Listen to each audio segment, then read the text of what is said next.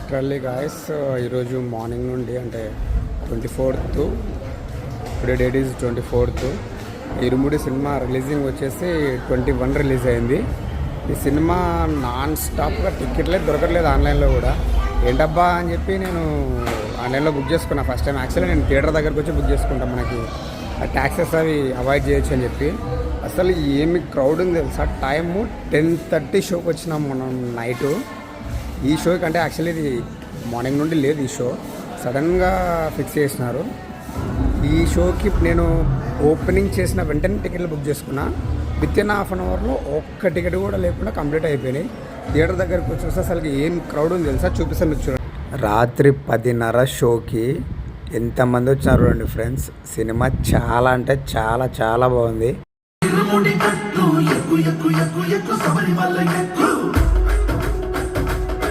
కానీ జనాలు చూడండి ఎంతమంది ఉన్నారో. థియేటర్ నిండా ఇరుముడికి వచ్చిన వాళ్ళు మాత్రమే ఉన్నారు. చూపిస్తారు అండి మీకు ఎక్కడ చూడండి.